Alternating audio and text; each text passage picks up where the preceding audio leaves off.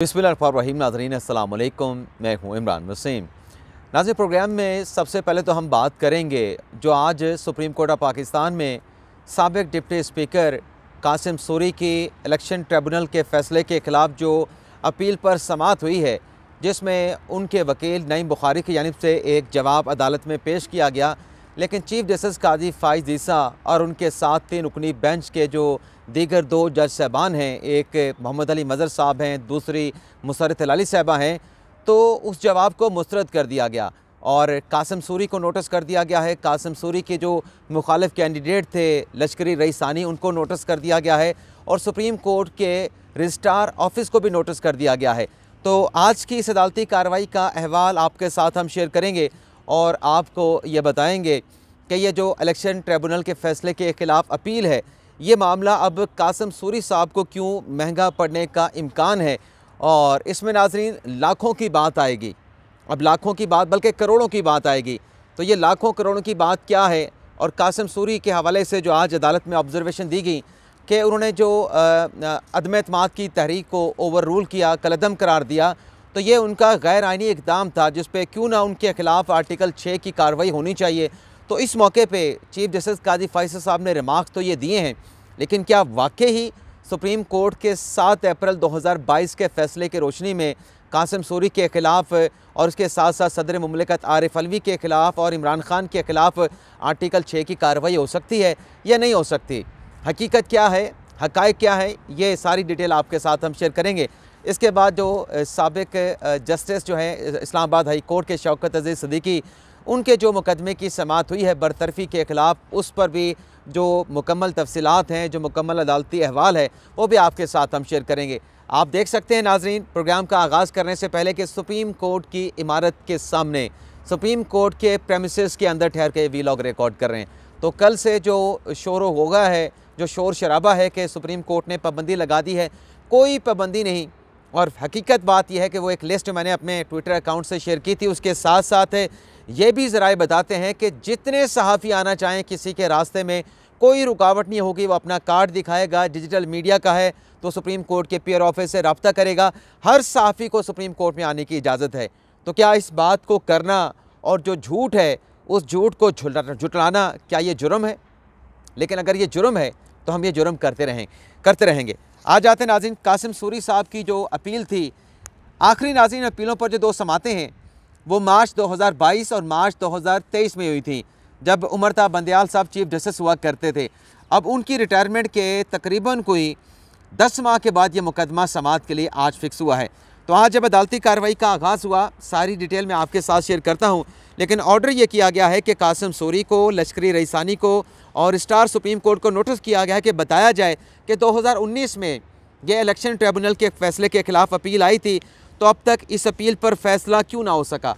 Registrar office से कहा गया है कि आप 3 हफ़्तों के अंदर इस हवाले से इंक्वायरी करके रिपोर्ट अपनी दाखिल कराएंगे और फिर 1 माह के बाद ये मुकदमा समाअत के लिए मुकर्रर होगा। और जो कासिम सूरी से जवाब मांगा गया है कि क्यों ये केस का फ़ैसला नहीं हो सका, उनके सिग्नेचर्स के साथ ये रिपोर्ट मांगी गई है। नाज़रीन, जब अदालती कार्रवाई का आगाज़ हुआ तो नईम बुखारी साहब ने कहा कि ये मामला गैर मौसर हो चुका है। 2018 की असम्बली थी, तो अब तो नई असम्बली का इलेक्शन होने जा रहा है, तो पहली असम्बली की मियाद मुकम्मल हो चुकी है, तो ये मामला गैर मौसर हो चुका है, तो इसको आप गैर मौसर होने की बिना पे आप इसको खारिज कर दें। इस पे नाज़रीन जो वकील थे लश्करी रईसानी के, उनकी तरफ से कहा गया कि ये गैर कानूनी तौर पे, चूँकि जो इलेक्शन ट्रिब्यूनल का फ़ैसला था उसमें कासिम सूरी का जो इलेक्शन था उसमें कहा गया कि करप्शन और करप्ट प्रैक्टिस हुई है, तो ये गैर कानूनी तौर पे डिप्टी स्पीकर के ओहदे पे बराजमान थे। वकील लश्करी रईसानी की तरफ से कहा गया कि ये जब गैर कानूनी ओहदे पे रहे इतना अरसा, जब इनका इलेक्शन ही ठीक नहीं हुआ था, तो इन्होंने जो लाखों रुपए की तनख्वाहें वसूल की, जो पर्क्स लिए, ये इनसे वापस होने चाहिए। जस्टिस काजी फ़ाइज़ साहब ने भी यही उनसे मुकालमा किया नईम बुखारी साहब से कि हुक्म इम्तना लेके पूरी असम्बली को कासिम सूरी ने इंजॉय किया, सुप्रीम कोर्ट में ये मुकदमा पड़ा रहा, तो क्या अब इस मामले को इसी तरीके से ख़त्म कर दें, कार्रवाई को आगे ना लेके जाएं। और फिर नाज़रीन काजी फ़ाइज़ साहब ने यह भी कहा, क्या आप इस बात से इत्तफ़ाक़ करते हैं जो लश्करी रईसानी के वकील ने कहा है कि ये गैर कानूनी तौर पे अपने ओहदे पे बराजमान थे, इनसे मरात वापस ली जाएँ, इन्होंने करोड़ों रुपए की जो तनख्वाह ली है वो वापस ली जाए। अगर आप इस नुक्ते से इत्तफाक करते हैं तो फिर जो नीचे ट्रिब्यूनल का फ़ैसला है, हाई कोर्ट का फ़ैसला है, वो बरकरार रहेगा। इस पे नईम बुखारी साहब ने कहा कि जो ट्रिब्यूनल का फ़ैसला है उसमें करप्ट प्रैक्टिस का कोई इल्ज़ाम ट्रिब्यूनल के फ़ैसले में नहीं लगाया गया। काजी फ़ाइज़ साहब ने कहा कि हाई कोर्ट का दोबारा जो इलेक्शन कराने का हुक्म था, और फिर मोहम्मद अली मज़हर साहब ने भी कहा कि जो पैराग्राफ है इलेक्शन ट्रिब्यूनल के फ़ैसले का वो आप पढ़ लें। उसका पैराग्राफ 18, उसमें यही लिखा गया है कि इलेक्शन में करप्ट प्रैक्टिस हुई है। काजी फ़ाइज़ साहब ने कहा कि अगर कासिम सूरी साहब ने, जैसे आप कह रहे हैं कि उन्होंने इस्तीफ़ा दे दिया था, तो फिर आपने ये अपील सुप्रीम कोर्ट में क्यों दायर की। काजी फ़ाइज़ साहब ने कहा कि 27 दिसंबर 2019 से जब ये फ़ैसला कासिम सूरी के ख़िलाफ़ आया, वो मुंतखब असम्बली नहीं रहे थे, आपने आके हुक्म इम्तना मांगा, आपको हुक्म इम्तना मिल गया। बुखारी साहब ने कहा कि हुक्म इम्तना हमने सुप्रीम कोर्ट ने दिया। काजी फ़ाइज़ साहब ने कहा कि सुप्रीम कोर्ट अगर माजी में इस्तेमाल हुई है, आप आए थे, आपको हुक्म इम्तना दे दिया, लेकिन सुप्रीम कोर्ट अगर माजी में इस्तेमाल हुई है, केसेस की फिक्सेशन में हेरा फेरी हुई है, तो क्या इसकी तस्हीह आप नहीं चाहते? ये नहीं हो सकता कि अहदा आप इंजॉय करें फिर घर चले जाएँ। तो फिर काजी फ़ाइज़ साहब ने उनसे पूछा कि आपने इस्तीफ़ा कब दिया था? तो इस पर बुखारी साहब ने कहा कि 16 अप्रैल 2022 को इस्तीफ़ा दिया था।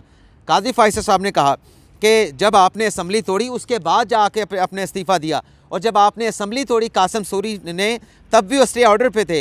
गैर आइनी इकदाम करार दिया गया सुप्रीम कोर्ट के 5 रुकनी बेंच की तरफ से, जो कासिम सूरी ने असम्बली को तोड़ दिया, जो अदम एतमाद की तहरीक थी उसको ख़त्म कर दिया, ये उनका गैर आइनी इकदाम करार दिया गया। ये फ़ैसले में लिखा है। तो उस फैसले में ये भी कहा गया कि कासिम सूरी के ख़िलाफ़ और दीगर ज़िम्मेदारान के ख़िलाफ़ आर्टिकल 6 की कार्रवाई होनी चाहिए। तो क्यों ना इनके ख़िलाफ़ आर्टिकल 6 की कार्रवाई शुरू की जाए। जिसने आइन की ख़िलाफ़ वर्जी की है उसको फिर नताइज का तो सामना करना पड़े। तो बुखारी साहब ने कहा कि चूँकि असम्बली की मियाद मुकम्मल हो चुकी है तो आप इसको ख़त्म कर दें, मामले को जाने दें। और फिर बुखारी साहब का ये भी काजी फ़ाइज़ के साथ मुकालमा हुआ कि आप क्या मेरे ऊपर बर्मी का इज़हार कर रहे हैं या सुप्रीम कोर्ट के अपने सिस्टम पर बर्मी का इज़हार कर रहे हैं।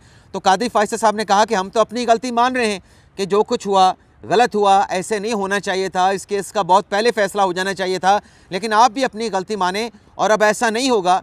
हम तो अपनी तस्दीक कर रहे हैं कि जो हेरा फेरी, जो साजबाजी होती रही, मुकदमा समाअत के लिए मुकर्रर नहीं होते रहे, ये अब नहीं चलेगा। काजी फ़ाइज़ ने कहा कि कासिम सूरी ने जो अदम एतमाद की तहरीक को कलअदम किया उससे एक आइनी बहरान पैदा हुआ। और ये भी एक सवाल है कि ये मुकदमात कैसे, जो इलेक्शन नेचर के थे, कैसे यकजा कर दिए गए। हमें यह मालूम है, मैं 1982 से काजी फ़ाइज़ ने कहा कि मैं वकालत करता आया, जिस पे बुखारी साहब ने जवाब दिया कि मैं तो 1972 से हाई कोर्ट से का वकील बना, हाई कोर्ट में प्रैक्टिस करता था, मैंने आज तक कोई मुकदमा समाअत के लिए मुकर्रर नहीं कराया। तो काजी फ़ाइज़ साहब ने कहा कि मुकदमा कैसे यकजा हुआ इसकी हम इंक्वायरी कराएंगे। तो इसके बाद जो ऑर्डर हुआ वो आप नाज़रीन को मैं बता चुका हूँ, लेकिन आज इसमें होगा क्या। जहाँ तक बात है संगीन गद्दारी केस की कार्रवाई करने वाली आर्टिकल 6 की कार्रवाई वाला मामला, वो तो इसलिए नहीं हो सकती कि जो 7 अप्रैल का फ़ैसला है जिसमें उमरता बंदियाल साहब ने, इजाज़ुल एहसन साहब ने, मुनीब अख्तर साहब ने और जस्टिस मियाँ मज़हर आलम मियाँ खेल ने और उनके साथ साथ मंदू खेल साहब ने जो ऑर्डर किया था कि यह गैर आइनी गैर कानूनी इकदाम है और असम्बली को बहाल कर दिया था, उस फैसले के ख़िलाफ़ जो नज़र-ए-सानी की दरख्वास्त है वो अभी तक सुप्रीम कोर्ट में पेंडिंग पड़ी है। तो जब तक उस नज़र-ए-सानी दरख्वास्त को फ़िक्स नहीं किया जाता, वो समाअत के लिए मुकर्रर होकर उसकी फेट डिसाइड नहीं हो जाती, तब तक उसमें कासिम सूरी हैं, इमरान खान हैं, आरिफ अलवी साहब हैं, उनके ख़िलाफ़ कंटेम्प्ट की कार्रवाई नहीं हो सकती। तो एक तो मामला ये हो गया। लेकिन अगर इस अपील की हद तक अगर हम बात करें तो फिर अगर इसमें यह फ़ैसला हो गया कि ये जो अपील थी ये गैर नाकाबिल समाअत है और जो नीचे ट्रिब्यूनल का फ़ैसला है कि हल्के में NA 265 में धांधली हुई थी, करप्शन एंड करप्ट प्रैक्टिस हुई थी, तो फिर कासिम सूरी साहब को न जाने करोड़ों रुपए की जो उन्होंने तनख्वाहें वसूल की वो उनको कहीं वापस ना करनी पड़ जाएँ। अब आ जाते हैं नाज़रीन, जो शौकत अज़ीज़ सिद्दीकी केस की समाअत हुई। आखिरी व्लॉग में नाज़रीन आपको बता चुके हैं कि इस केस में जो अपने जिनको नोटिस किया गया था, जिसमें अपने साबिक वो थे अपने DG ISI फैज़ हमीद और उनके साथ साथ जो साबिक चीफ जस्टिस है इस्लामाबाद हाई कोर्ट के अनवर कासी और जो ISI के एक और रिटायर्ड ऑफिशियल हैं इरफान रामे, उनको जो नोटिस किया गया था उनके जवाब जो है वो आज दाखिल कल गुज़िश्ता रोज़ करवा दिए गए थे। आज जब अदालती कार्रवाई का आगाज़ हुआ तो हामिद खान साहब रोस्टरम पे आए। उनसे काजी फायज ने पूछा कि सबसे पहले तो ये बताएं कि जो नोटिस किए गए थे उन नोटिस के जवाब में कोई आया है, किसी का रिस्पांस आया है, किसी की नुमाइंदगी, किसी का कोई वकील आया है? तो ख्वाजा हारिस साहब ने कहा कि मैं फैज़ हमीद की तरफ से, इरफान रामे की तरफ से वकील हूँ और हमने अपना जवाब जो है वो दाखिल कर दिया है। काजी फायज साहब ने पूछा कि क्या आपने जो इल्ज़ामात शौकत अजीज़ सिद्दीकी ने आप पे लगाए हैं, क्या आपने उन इल्ज़ामात का एतराफ़ किया है, इनकार किया है? इस पर ख्वाजा हारिस ने कहा कि हमने इल्ज़ामात की तरदीद की है कि ये इल्ज़ामात बेबुनियाद हैं। फिर वसीम सज्जाद साहब रोस्टरम पे आए, उनसे पूछा गया, उन्होंने बताया कि मैं साबिक़ chief justice Islamabad high court Anwar Kansi का वकील हूँ और मैंने कुछ इजाफी दस्तावेज़ात भी सुप्रीम कोर्ट में जमा कराई हैं। हमने भी जो इल्ज़ामात लगाए हैं उन इल्ज़ामात को हमने तरदीद कर दी है। काजी फायज साहब ने कहा कि जो इजाफी दस्तावेज़ात आपने जमा कराई हैं क्या वो मुतफ़र्रिक़ दरख्वास्त का हिस्सा हैं? इस पर वसीम सज्जाद साहब ने कहा कि नहीं, वो इजाफी दस्तावेज़ात हमने अलग से जमा करवाई हैं। फिर हामिद खान साहब से पूछा काजी फायज साहब ने कि अब इस केस को कैसे प्रोसीड करें जब दूसरी जानिब जिनको नोटिस किया गया था उन्होंने इल्ज़ामात को मानने से इनकार कर दिया है। हामिद खान साहब ने कहा कि हमारा मुकदमा ये है कि कौंसल के पास जब कोई कंप्लेंट जाती है और कौंसल उस मामले का नोटिस लेती है तो कौंसल की ज़िम्मेदारी है कि वो उसकी फैक्चुअल इंक्वायरी कराए, लेकिन कौंसल ने किसी किस्म की इंक्वायरी करवाए बगैर शौकत अजीज़ सिद्दीकी के खिलाफ जो रिपोर्ट थी वो सदर मुमलिकत आरिफ अलवी को भिजवा दी। हामिद खान साहब ने यहाँ पे आइन के आर्टिकल 209 के सब सेक्शन 5 और 6 का हवाला दिया, जिसमें हामिद खान साहब ने कहा कि इसमें वाज़े तौर पे लिखा है आइन के आर्टिकल 209 के सेक्शन 5 में सेक्शन 6 में कि कौंसल इंक्वायरी करके भिजवाएगी सदर मुमलिकत आरिफ अलवी को। यहाँ पे काजी फायज साहब ने कहा जनाब अपने हामिद खान साहब से कि आप जो सब सेक्शन 209 का 7 है उसको भी पढ़ लें, तो उसको भी पढ़ा गया।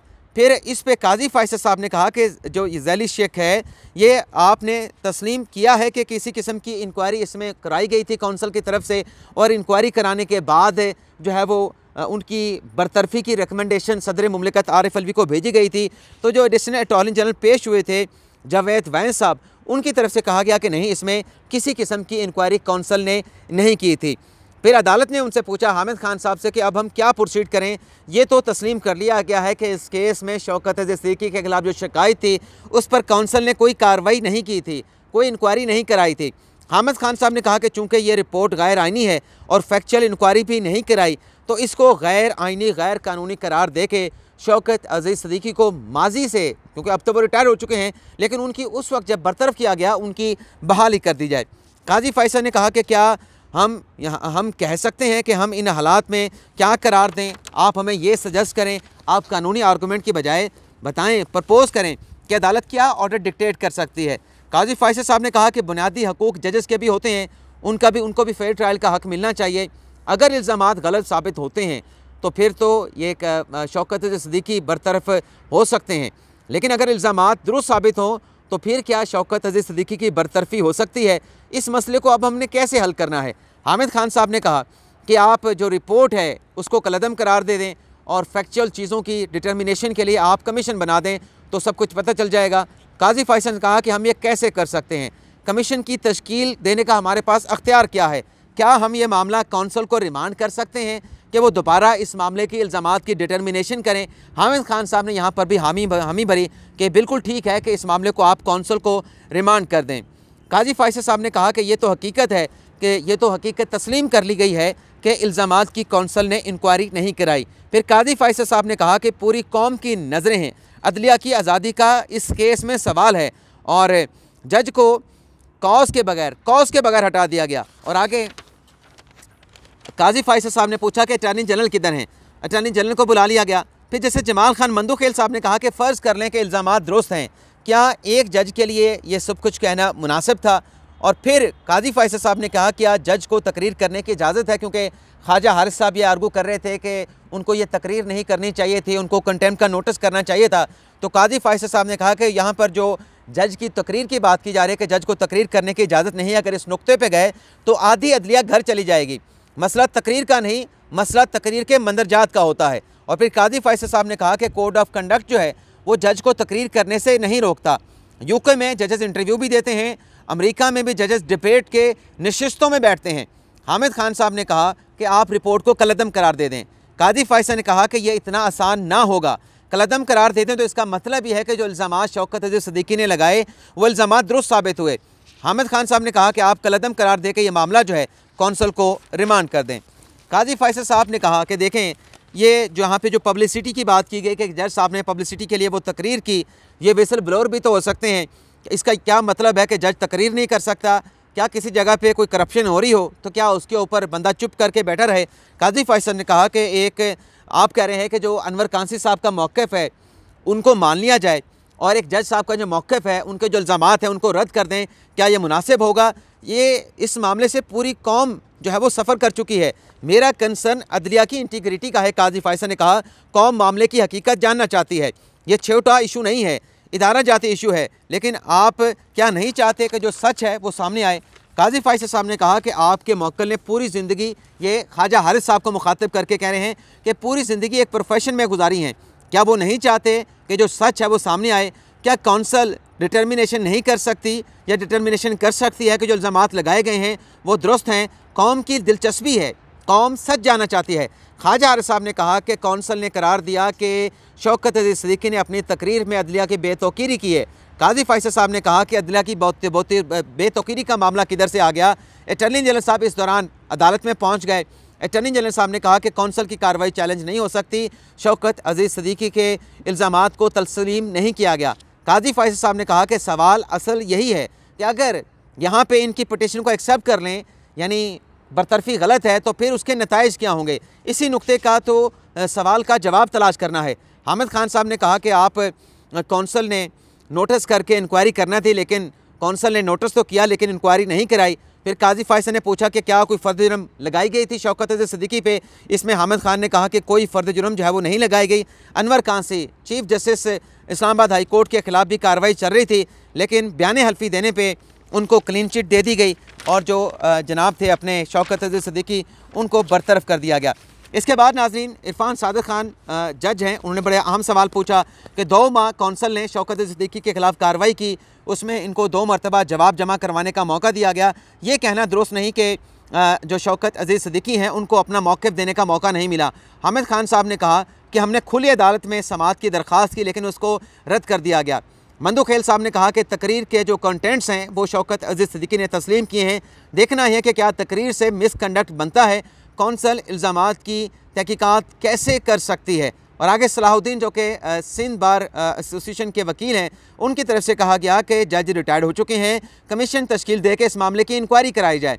काजी फैसल ने कहा कि अगर आप इनफरादी हैसियत में बात कर रहे हैं तो आपकी आर्टिकल 184(3) की दरख्वास्त है, तो वो दरख्वास्त काबिल समाअत ना होगी। आप कमीशन तश्कील देने की बात करें तो सुप्रीम कोर्ट के पास कमीशन तश्कील देने का कोई अख्तियार नहीं। हम पूरी